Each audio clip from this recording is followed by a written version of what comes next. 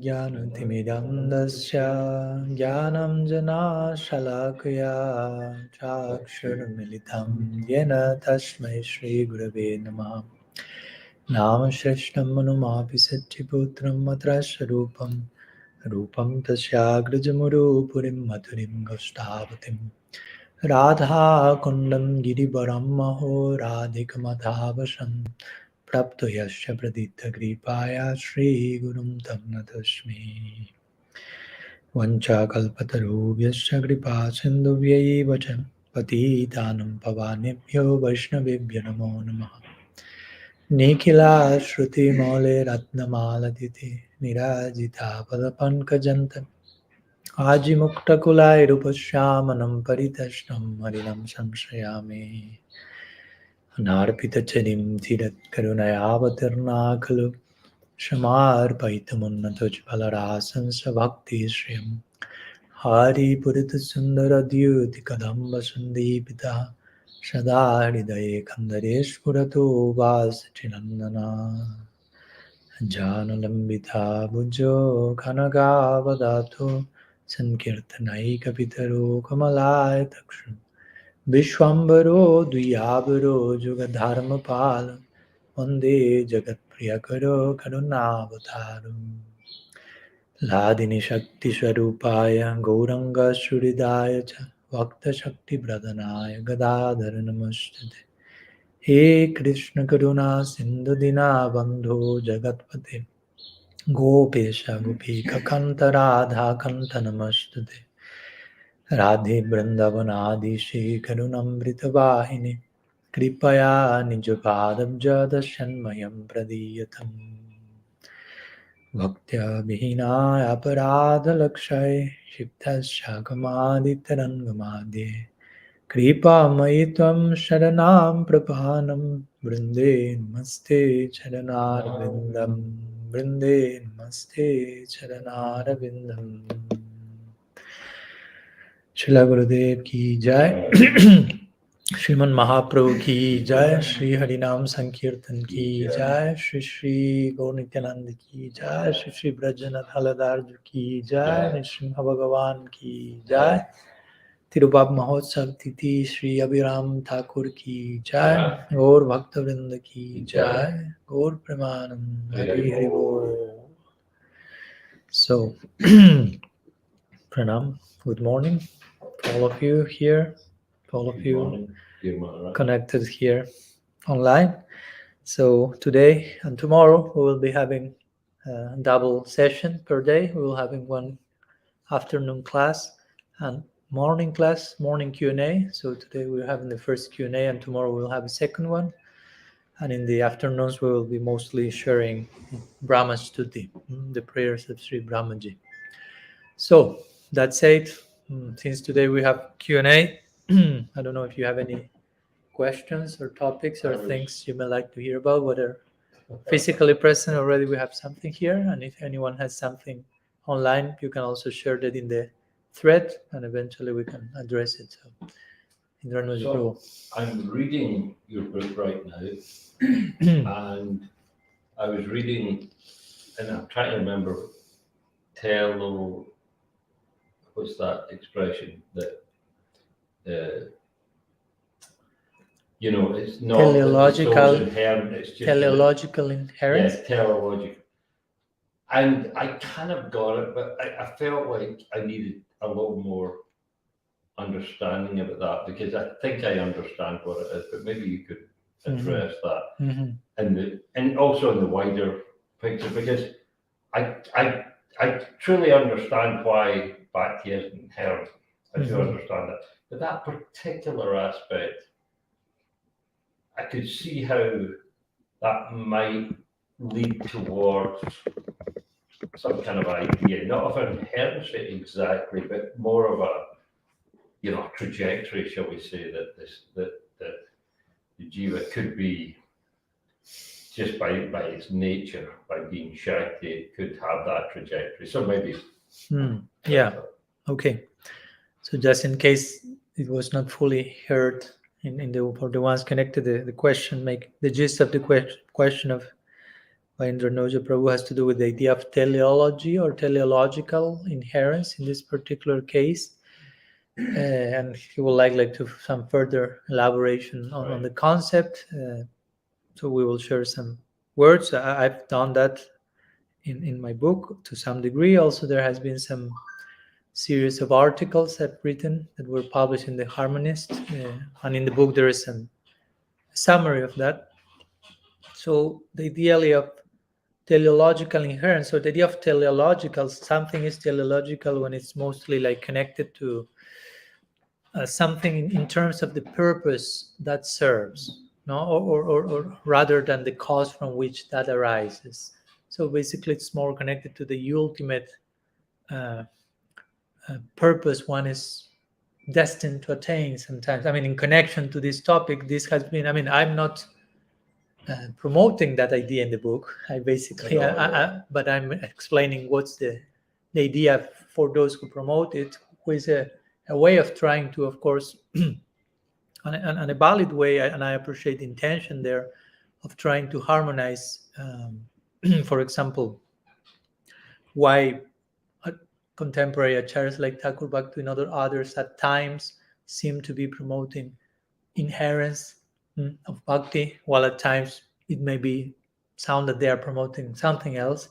So how to put all the things together? So there has been different stances. Sorry, some of them, of course, no, we don't have inherent bhakti in any single way, but we have the potential for bhakti. That's my main point in my book.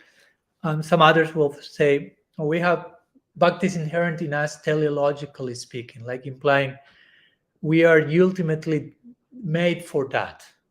No, in our constitution, we are made for bhakti. So in that sense, it's inherent. It's not like physically inherent in us, if you will, but we are destined to attain that. Is that the same as potential? There can, yeah, like the Sakhya says, this is the same as potential. I wouldn't say that in my book. I try to argue to that effect, because potential means we have the potential to attain bhakti, but we may choose not to do so, and attain a situation that will be our ultimate destiny, nonetheless. Now, like for example, and that made my points there in the book. For example, someone may attain, because the idea here is we are already, our ultimate function will be exhibited in connection to bhakti. So in that sense, we are, bhakti is inherent teleologically speaking, like in a way saying we are destined to ultimately attain that. But the point is that we see in Shastra that there are personalities who do not attain bhakti and remain in eternity there. Oh, like you attain Brahma Sayuja, which is a situation that bhakti is not operative, but you remain there for eternity. Or you can attain even Santa Rasa, which is not Prem. The main argument in connection to teleological inherence goes even in terms of Prem, not even only of bhakti, but Prem is teleological inherent. But we find that our Goswamis mentioned that you can attain even Vaikuntha and not have Prem. You can attain Bhava, interestingly, because one of the main attributes of Prem is mamata, or possessiveness towards Krishna. And if you attain Santarasa, there is no possessiveness. Actually, Rupa Goswami defines Santarasa as nirmamata, without possessiveness. So the point is, you can attain a position in eternity, whether in Brahma Sayuja or in Vaikuntha, and not have Prem. So how does, if Prem is somehow teleological inherent and we are destined ultimately to go there, how can we explain that about these positions in eternity where Prem is not attained and you remain in eternity nonetheless? So following that logic, I'll try to argue for the non-possibility, how bhakti is not inherent even teleologically. And one more point is, in the implications of bhakti being teleological inherent, is this idea that we are already somehow predestined to attain a particular type of bhakti, Right. which I try to mention that in my book, that's not a fact. No. Logical. But we have a will to choose which form of bhakti to embrace of those that come to our life, and also if we will say that every jiva is already predestined or predestined to attain a particular type of bhakti, how does apply to the indiscriminate campaign of Gaur Nityananda, who over and over again we read in Shastra, they are giving this to anyone and everyone without discrimination, without consideration. So do follow my point. That will make the campaign of Gaur and especially Nityananda more like elitist. Like we come to give this type of bhakti because Mahaprabhu, Gaur Lila comes to mainly give a very specific type of bhakti. I mean, so the point is, if bhakti is teleological, inherent, and only some jivas are predestined to attain certain bhakti, it means that Mahaprabhu and Nityananda only come to give this gift to those who are already predestined to attain that, not to anyone and everyone. And that will make their campaign some form of elitism instead of some indiscriminate shower of mercy, which is how it has been described in Shastra. No? So considering all these different possibilities or notions that I try to although I appreciate the idea, the intention behind the idea of trying to make sense about why some acharyas may have say inherent, non-inherent, and they refer to this idea of teleological inherence, that also presents some problems, as I'm trying to present here and present in my book. So some thoughts in connection to Thank you. to the teleological. So the idea that what they say is that we have to attain prema, not bhava or even some other form of bhakti, but they're saying specifically prema. That's what. Who, sorry? When people talk about inherent bhakti, they talk about inherent prema. Yeah, generally, there are different. There is an interesting variety of scenarios, but mostly I've heard that those who consider bhakti inherent, they will speak that prema is also inherent. Although I've heard a few saying, no, maybe bhakti is inherent, but prema is not inherent. Also, I heard some say prema is inherent, but bhakti is not inherent. But when I try to ask them, please explain that to me, because it's not just, well, maybe this is as like this and this is like that. That's not how you establish Siddhanta, like just saying maybe and trying to think about, imagine some possibility, but what Shastra is saying and where that idea is found, and of course. But I think if we kind of take like the statements of Bhaktivinoda Thakur, what does Bhaktivinoda Thakur say on that subject of inherence? You're asking me? Yeah, I'm asking you because I haven't read all these books, but I've read Jiva Dharma and a few others, and I didn't read anything in there about. As I mentioned in my book, in the chapter 8, I think. Yeah, I haven't got there yet. Okay, you have to. But mostly we find different statements. Statements that seem that he's promoting in bhakti's inherence, but also statements that very clearly are saying we receive from the sadhu that particular bhakti that he or she has, and that becomes our own affinity. So very, very clearly. So again, on the basis of that, I try to harmonize as much as possible. And of course, my conclusion is, again, we don't have inherent bhakti nor physically, nor theologically, or teleological. There are different ways of speaking about inherence, but we have inherent potential for bhakti, which again, for some may sound that's too of a very subtle difference, but it's clear. It's important for me to make these differences clear, because if we do not make that distinction, as I have tried to present now, there are some problems with, for example, the idea of teleological inherence or some other ideas. Right. While the idea of inherent potential is what basically Shastra is mentioning, that yesterday I was speaking with one friend of mine, and he was telling me, because we were saying, well, for some devotees this is difficult to grasp, and for some it has been a topic that they have been ruminating on for years.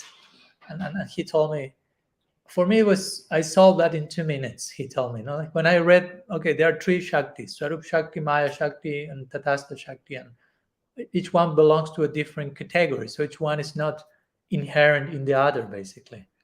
As you have Maya Shakti, Tatastha Shakti is not inherent in Maya Shakti. Swarup Shakti is not inherent in Maya Shakti. You have Tatastha Shakti. Maya Shakti is not inherent in Tatastha Shakti. Swarup Shakti is not inherent in Tatastha Shakti. Yeah, And you have Swarup Shakti. Maya Shakti is not inherent in Swarup Shakti, and Tatastha Shakti is not inherent in Swarup Shakti. So there are three different categories. And Bhakti is the essence of the Swarup Shakti, so it belongs to that particular department, which is not the same as Tatastha Shakti. But again, considering what does it mean Tatastha, which has to do with being nourished by the environment, having potential to be influenced by an environment, and especially by Swarup Shakti, then we can conclude, okay, we don't have inherent Swarup Shakti, we don't have inherent Bhakti, but we are constituted, made in such a way that we have the potential to embrace Swarup Shakti to a point that it becomes, we do not become Swarup Shakti, we still remain Tatastha Shakti forever, but Swarup Shakti becomes a very complementary aspect of our identity. The very term used by Jiva Goswami is tadatmya. Tadatmya means he doesn't use the term like ekavyata, like we become one with Swarup Shakti, but becomes tadatmya, which means we attain similarity. We become Swarup Shakti like, and the famous example is that of the iron rod put in the fire. The iron rod remains iron rod always, but becomes fire-like while remaining in the proximity of the fire. So we are like the iron rod. We enter the fire of Swarup Shakti, we become Swarup Shakti-like. And of course, there's a point of that we will remain forever in that environment. There's no fall from Goloka. So that's Tadatmya. Tadatmya means like likeness, similarity. We become like that. Not strictly we become that. It's not that we stop being Tatastha Shakti and pass to another category. We remain Tatastha Shakti, but fully engrossed, embraced by the influence of the Swarup Shakti to the point that our eternal identity becomes defined by that influence of Swarup Shakti. So just like when we're in the material world, we're Nitya-bhada, so in this, when we attain that, could you say we're Nitya-siddha at that point? When we attain what? That environment, the Swarup Shakti. No, we are not Nitya-siddha. We become sadhana-siddha. Right. Yeah, Nitya-siddha means someone who has always been siddha, who has always been under that influence of Swarup Shakti, technically speaking. But technically we were Nitya-bhada. Yeah. Although the word Nitya in this case shouldn't be, it's a way of saying, technically speaking, we are Anadi-bhada, which means condition without a beginning, because the word Nitya implies the suggestion there's no beginning nor end. So if we are Nitya-bhada, there's no hope. And there will be similar to what someone in Madhva Sampradaya or Vallabha Sampradaya will think there are some jivas destined for eternal damnation, which is not our philosophy. So technically speaking, it's Nitya. Anadi-bhada. So without beginning, there's conditioning, but there's possibility of ending the conditioning. So one becomes siddha, but siddha out of practice generally, sadhana siddha or kripa siddha. Krishna may bestow some extraordinary mercy like he did with Putana. So we may, but as we always say, we are not projecting ourselves to obtain kripa siddhi, because that's like living your life without working, expecting to win the lottery. No, I won't work because I someday I may win the lottery. Probably you won't. So better you get a job. And if you win the lottery, that's like a plus. We shouldn't be playing lottery. That's nothing. So kripa siddhi is Krishna just whimsically bestow full perfection to someone without any reason. But generally, siddhi is attained through sadhana, which involves a lot of kripa, lots of mercy, but there is practice also involved. So yeah, Nitya-siddha are those who are always there, who have been always there. And that's the very idea of the verse Nitya-siddha Krishna-prema Sadhya Kavunai Shravanai Sudachit Karayodai, that many times is quoted to prove that Krishna-prema is inherent. But actually, that verse is not speaking about Krishna-prema being inherent in every jiva, but Nitya-siddha, Krishna-prema being inherent in the Nitya-siddhas. Because Nitya-siddha means eternally existent, eternally perfect. So the idea is Krishna-prema is something which is eternally existent in those who are eternally perfect. And that they are called the Nitya-siddhas. So yeah, Nanda, Yashoda, Manu, Mangal, Lalita, Vishaka, they have inherent bhakti. because they are made of bhakti. They are not tatastha shakti. They are Swarup Shakti, Nitya Parishats. They are eternal associate composed of Swarup Shakti. They are not made of, they are another category. They are not Tatastha Shakti Jivas. So and for us, Nitya-siddha-prema means the way we attain prema is that Baba will descend in our hearts from those eternal associates who are made of prema. That's how is explained the idea of sadhana bhakti taking us to bhava. And this verse is a definition of sadhana bhakti. Rupa Goswami says, has the original verse, Kriti Sadhya Bhavet Sadhya Bhava Sadhana Vida Nitya-siddha-prema Prakatyam Hridi Sadhyata. He says, when one engages one's senses in the culture of bhakti, eventually the heart and the senses and the body, everything is like purified by bhakti, and the ground is ready for Nitya-siddhasya bhavasya, for that bhava which is eternally existent in the Nitya-siddhas, to one ray of that descends upon the heart of the sadhaka. In the context of one's practice, no? Raga Nuga Bhakti means I'm eventually expecting to serve eternally in the wake of the mood of some of the eternal Brajavasis, the Ragatmikas, those who are made of Raga.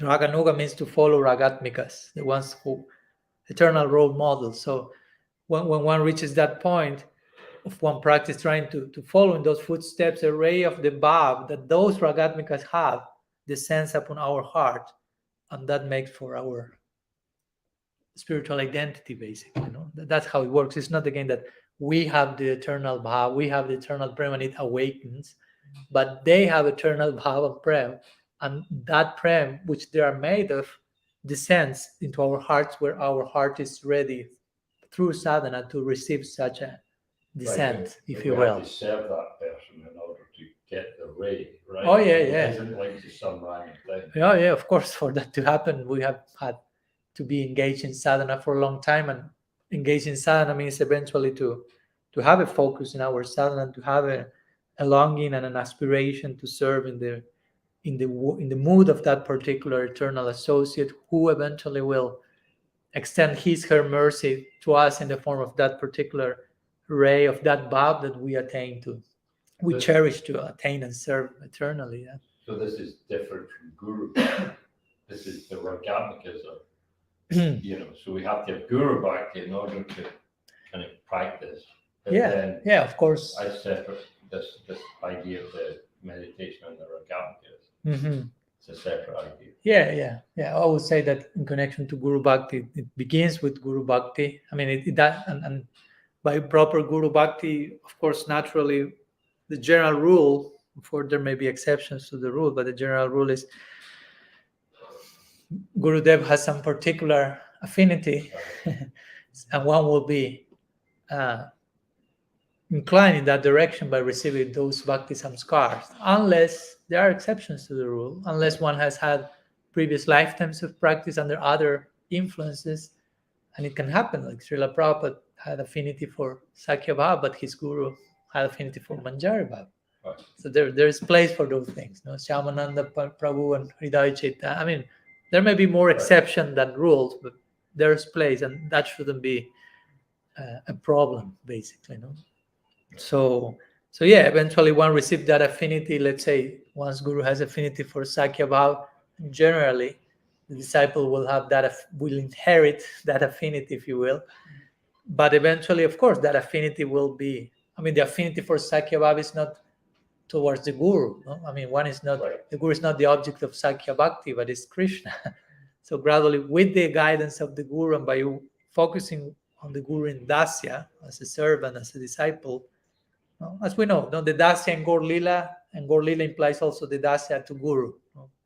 The concept of sadhaka deha takes us into the Sakhya or Madhurya in the Braja Lila, and that will be another aspect of our life of service, basically.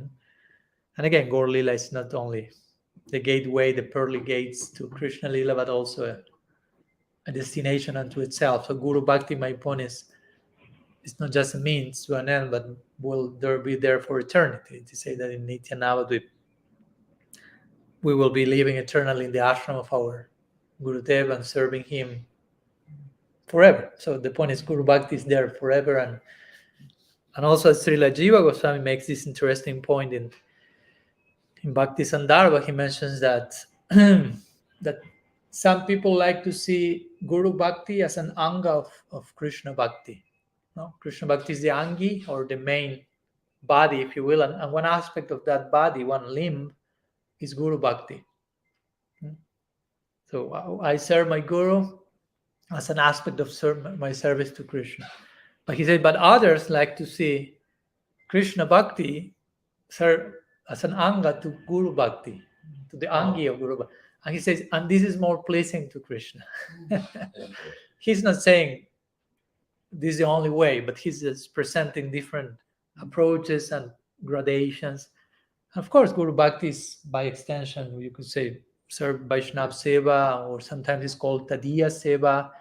And this is have been arguably emphasized by our Goswamis as the higher thing, not even service to Krishna, but high service to the servants of Krishna. And actually, that's our prospect in eternity even. Right. We don't project, I will serve Krishna directly, whether in Sakhya Bhav, whether in any Bhav. I mean, there's always this idea of the group leader, of the role model, through which my service will reach Krishna, no? In whatever camp you will be. So that's a notion also of this Tadiya Seva, that it's famous. Well, there's also the famous verse, Acharya Maharaj. Mm-hmm. And the old account of Krishna says, I am the Guru. I am the Guru. Mm-hmm. Yeah, so it's like what he's basically indicating there that worship of the Guru is the highest. Yeah. And there are many, if we want to the Shastra, many statements here over and over again. Krishna himself is emphasizing, this is the thing that pleases me the most, basically. Service to the Guru, which means service to Bhakti. Service to Bhakta, service to Bhakti. That's Krishna himself would say, I'm engaged in that. Krishna, that's the only thing he's doing, basically. That's his only business, if you will, to reciprocate with every one of his bhaktas. So, thank you. Interesting questions and points. So, anything else? Any other question from the ones online as well? We have some time. We may not extend today ourselves like the last Q&A, but still we have some time. I have another one. I don't want to hold it. No. I'll let you know. I was just wondering about Nityananda and Vrindavan, not Vrindavan, Jiva Goswami. That was Jiva. Sorry again. Who were? Nityananda Prabhu and Jiva Goswami. Jiva Goswami worshipped Krishna Balaram, and it seems like Nityananda Prabhu had a big influence in his life. Mm-hmm. But he was in Manjari Bhavs, but he was worshipping Krishna and Balaram. That's something that I've often been curious about. How did that work? Well, of course, we do not have that much information about the life of Jiva Goswami. Of any of the Goswamis, we have some information more from some than others. For example, in Chaitanya Charitamrita and so on, we hear some things about Rupa Goswami, Sanatana Goswami, Raghunath Das Goswami, but about Jiva Goswami, Gopal Bhatta Goswami, Raghunath Bhatta Goswami, some of them we a little less information. So Srila Jiva Goswami, of course, there is some information, and one part of that information is that he was worshipping Krishna Balaram in his childhood. Right. No? I'm not downplaying that. I'm just mentioning it's not that that during all his life his Ishtadev was Krishna Balaram. He was only because again we know his Vilas Manjari, so his affinity is ultimate affinity, ultimate identity. We accept the Goswamis as Nitya-siddhas, so they have always been there, being who they are in Vrindavan, if you will. So my point is why Srila Jiva Goswami was worshipping Krishna Balaram, and of course, as Guru Maharaj mentions, of all the Goswamis, the one who has shown a much stronger affinity towards the Sakhya camp, if you will, is Srila Jiva Goswami. So it's not just that how to say, it's not just that, okay, that was the family deity in their house. Krishna Balaram, he happened to worship that, and then he had no further like emotional connection with it. It was more like a form. No, we do not see that. We see that he expressed some affinity in time towards Krishna Balaram when he writes, I don't know, Gopal Champu and so on. It's clear that, of course, this doesn't mean he's in Sakhya rasa, because I mean, I'm saying this because sometimes devotees may say this type of thing, like, well, you can be in Sakhya rasa and Madhurya rasa and have an identity everywhere, like they sometimes have said about Srila Prabhupada. No, well, he can be also in Manjari Bhav. He can be a Manjari and he can be a Sakhya, and that's not so. It's not like that. No, it's not like you press the Achintya button, Achintya. Everything and anything, and the pure devotee. And Ramananda Roy was described having so many identities. So anybody can be whatever they like. It's not that easy. No, it's not as that. No. Because we can very cheaply engage in like rasa bhas and this type of improper mixtures of mellows and moods. So no, Srila Jiva Goswami has an affinity towards, I mean, not an affinity, he's made of Manjari Bhav, if you will, Ragatmika. But he has worshipped Krishna Balaram in his childhood. He has shown affinity for that. So my point is, why not? No? Why not? I'm not saying that you're against the idea, nothing, but my point is there is place for that. It's not that, oh, he's a Manjari eternally, so he cannot show any affinity whatsoever but to Manjari Bhav, because if not, whatever, his rasa is compromised or something. No, nothing like that. So that's an important, and I like that example because that shows what we were saying the other day. There's place for having one sthayi bhav, one fixed emotional disposition in transcendence, and there is place to having some affinity on some degree, not to the point of replacing the sthayi bhav, but special affinity in other direction, which is not compromising one's sthayi bhav. And that helps us to navigate these waters of, as we say the other day, of racism. No? When in the name of rasa we end up being racist. No? So to be racist in the name of racism. No? Thinking only this rasa, this is the only thing. And when you have that affinity, I've heard sometimes even people like offending other rasas, no? For the sake of how much we hanker for this only unique higher thing. And that's, I mean, when expressing your affinity, you have to be very expert in doing so in such a way that all the other affinities are properly honored as well. Especially if you are, what to speak, in front of people who have those affinities. One should be very. We learned this from the very first book of our Gaudiya Sampradaya, which is the Brihad Bhagavatamrita. No? When you see this journey of Gopa Kumar, and he's visiting so many places, but he has his affinity that he received from his own guru, which is Sakhya Prem, Priyanarma Sakhya, towards Madan Gopal. But he's going through so many other affinities, places corresponding with affinities, different planetary systems and so on, as you know. And he never offended those affinities, but he could not also check his own affinity. That was for me, that's a very important idea that is there in the very first book of the Sampradaya, like trying to set the stage. This is our Sampradaya is about this. And it's interesting for many reasons. Brihad Bhagavatamrita is a great book because it's clearly established, yes, the highest reach of the Sampradaya is in terms of Madhurya Bhav, that's clear. Although the main character is in Sakhya Prem, they clearly established this is the highest reach. But also by having the main character in Sakhya Prem, they are mentioning there's place for this as well. And on top of that, they are establishing there's even place for any other mellows or moods in different cases, and for one to respect all those things. So all the things are simultaneously attained in the Brihad Bhagavatamrita established. This is the highest reach. There's also place in our Sampradaya for Sakhya Prem, and there should be place for honoring and respecting any other mood, even of different sampradayas, Ram Bhakti, Vaikuntha Bhakti, Vatsalya Prem, whatever, anything. I always remember this section that I always quote in so many. I have say that more than 108 times in my classes.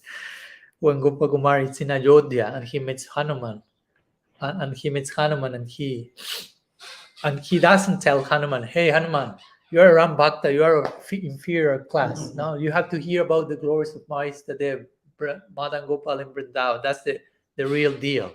He's not saying that. He's telling Hanuman, please sing the glories of your Prabhu, of your master. No? And Hanuman starts to do Ram Kirtan. And Gopakumar is hearing that, and by hearing that, his faith in Krishna is nourished. His faith in his own Istadev is nourished by witnessing the faith of someone else in some other Istadev. Of course, the other Istadev is the same person in a different form. No? So they have this clear. There is non-dualism here. We are speaking about the same absolute truth, but expressing in different Baba terms.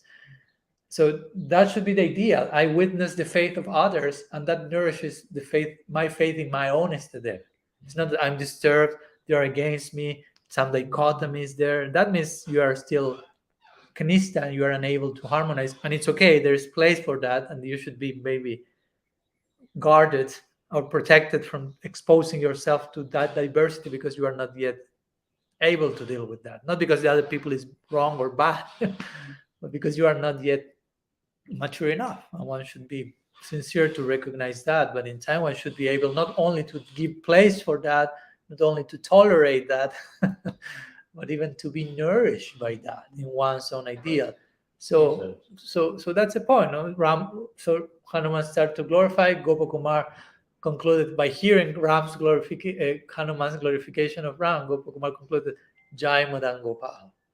And then Hanuman told Gopakumar, please tell the glories of your Madan Gopal, your Istadev. And Gopakumar started to glorify Madan Gopal. And Hanumanji ended saying Jai Sri Ram.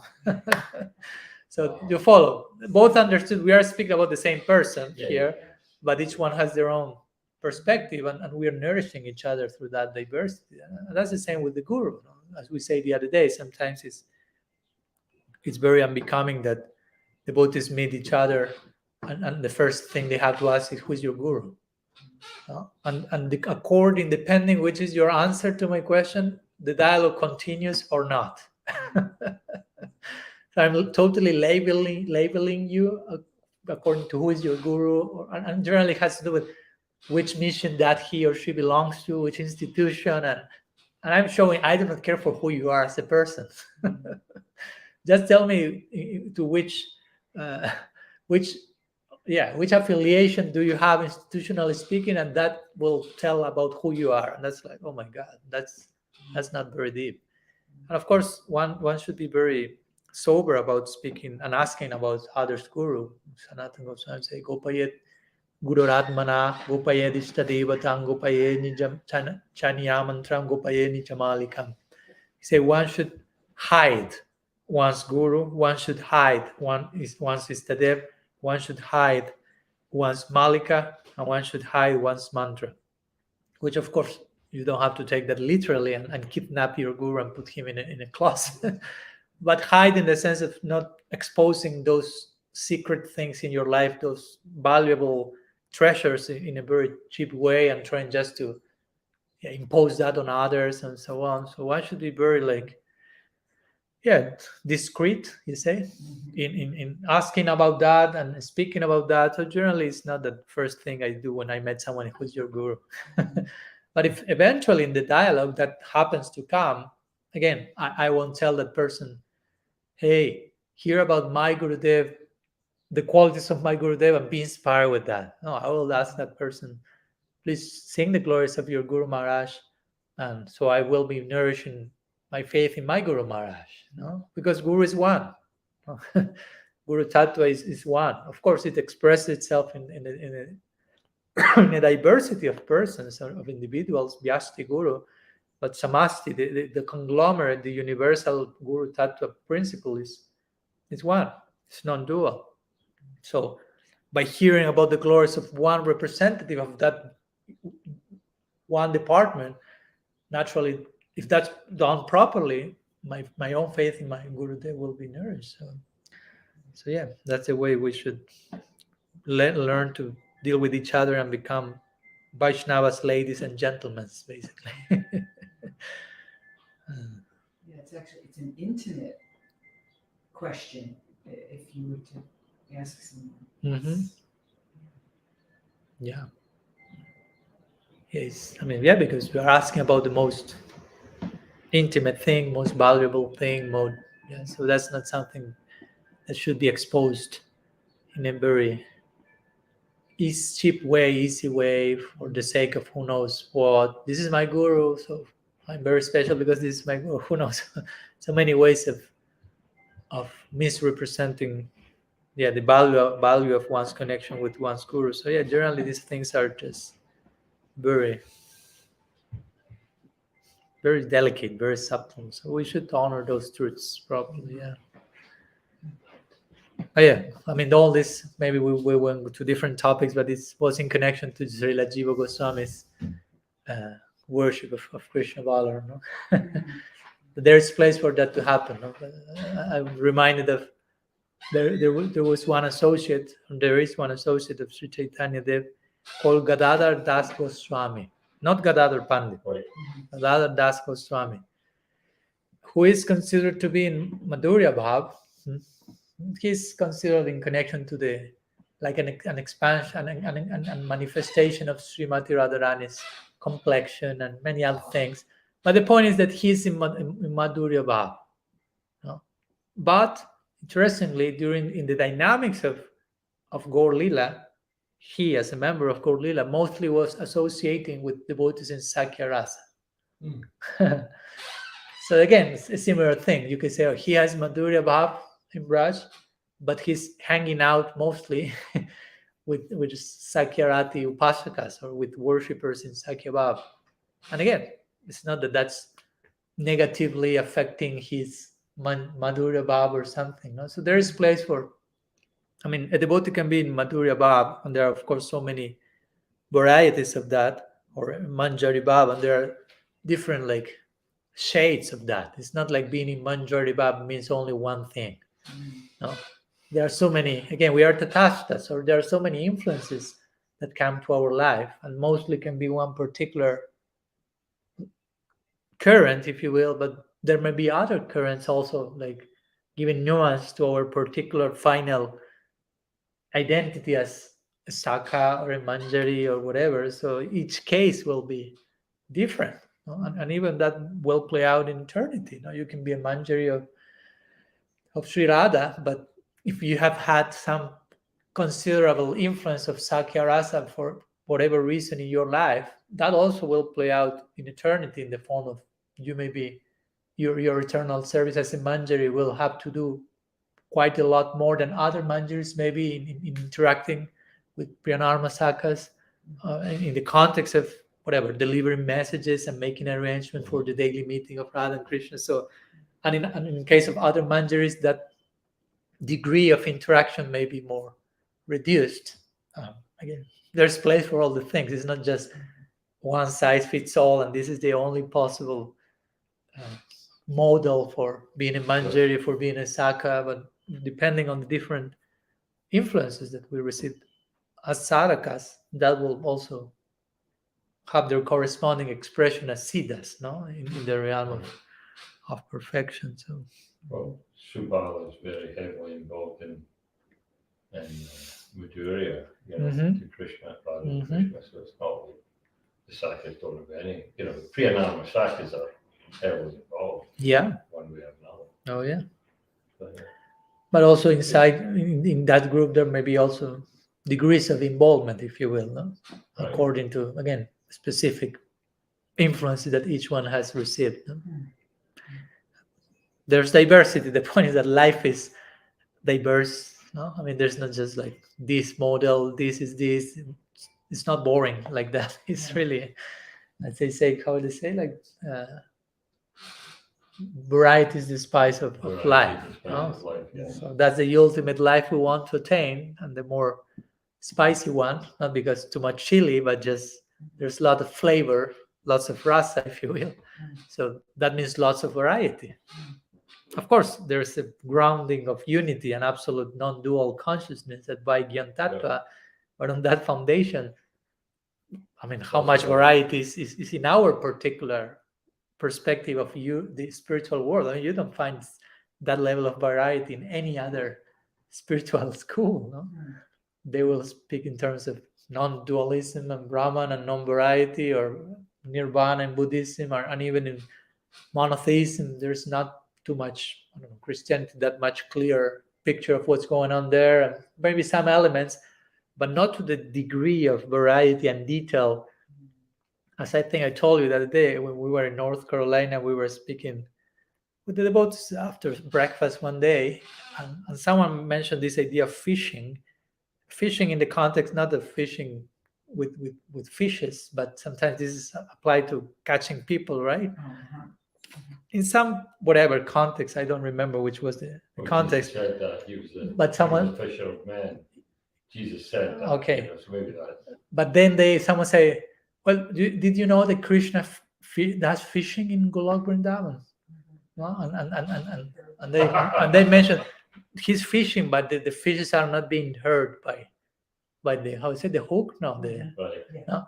So my point was, I was laughing just by thinking, I mean, you will never hear that degree of detail in the description of what's going on there. No, like God's fishing, but the fish are not hurt by the hook. I mean, so that's too much. Lots of diversity. That's my point. No? Variety and detail. So the point is that we have to accustom ourselves as sadhakas to deal with that degree of variety, although we may not be there yet, but to engage in our sadhana in such a way that we are allowing that to happen more and more in our life. Because if we become narrow-minded, sectarian, racist, and who knows what, we won't go there. No. We will go somewhere else, but we won't enter that particular window that our sampradaya is offering, because we are not choosing that. We are not, our idea and conception is not corresponding with what's actually going on there. So we may be convinced I'm going there. Who knows? We can convince about any nonsense, but that matches reality, that's another thing. I mean, we have to practice in such a way that our conception and longings and prayers are actually matching reality, are actually corresponding with what's going on there. And we are not just creating our own science fiction movie in our head of what's Golok and how the things are going on there. That can happen also. Our anarthas and gunas can start to filter our conception of the spiritual world. So that's important to be willing to clarify that by proper sangha and guidance and education. Okay, so I don't know, we have a few minutes, but I don't think there are any questions here. We are down here. Well, I don't know the ones connected live. If you have any questions, I have not received any yet. Last time there was like a whole list that you didn't get to. Yeah, but there was a list from last time, but I kind of replied. There were not that many. There were like 2, and I kind of replied in the thread where they put the questions. So those questions are already somehow solved. Yeah, I have a long list, but from the Buddhism, Spanish speaking. So that's for my Q&A in Spanish. That I say for that. How do you find that, Maharaj? I don't know how many devotees there are on that Spanish thread. Is it many more than on the North American or English? Actually, it isn't just North American. In North America, it's like So all over the world, isn't it? So you are asking me? I'm just wondering how many the proportions between Spanish speaking and English that basically are following. I've not made any calculation, but I would say that it's kind of hundreds, maybe. I don't know. And what does it mean? Take care of. I mean, and with social media, it's so impossible to know. Yeah, because so many people may be following or hearing lectures, but you don't have a clue they're doing that. And that time happened, as I told you so many times, that you met a devotee and they tell you, "Oh, Maharaj, so nice to meet you personally. Finally, I've heard the classes for 5 years. They held," and I was like, "Who are you?" I mean, I'm happy to hear that, but I don't have a clue who you are. Yeah. And that's strange because the other person kind of knows you for some time in some way, but I don't even know their name. So it creates this like unproportionate thing, but you're exposed to that. So in that sense, I cannot tell numbers, but generally there's like, yeah, half and half Spanish speaking, English speaking audiences. Of course, more last year, more English speaking have get to contact me. Before it was mostly focused on Gotcha. Spanish speaking audiences, and now a little bit more traveling. And anyhow, I personally try not to create like a division or a category like English. Of course, I have to do that when speaking, Right. so I speak in the correct language. But besides that, it's like trying to, Vaishnav Mandal, not like the circle of Vaishnavs, trying to serve them in whatever language it takes. I was thinking how nice it would be if there was some kind of joint festival. You know, even though the language wouldn't necessarily, but so much else would communicate. Yeah. That would be nice. Well, gradually it's happening now. Recently, we've been with Vaishnav Maharaj in North Carolina. There was some interaction in that connection, and in Costa Rica, in Madhuban recently also we have this festival where there were devotees from different parts, Europe, Latin America, United States. So, again, it's not happening immediately, but that will happen ultimately in Golok. But I mean, we are as much as we can. I feel sometimes it's not easy because living in so many different places, and sometimes online we can see each other, but again, that's not the same as being in presence with those people. So I know that our Guru Maharaj, he likes to try to promote more and more this type of things, like his yearly visit to Madhuban and trying to invite devotees from different places to get together. And also part of that is get to know each other, that part of the festival, or now that he had his Vyasa Puja, Guru Purnima celebration in North Carolina, also trying to, I think he would like to continue celebrating that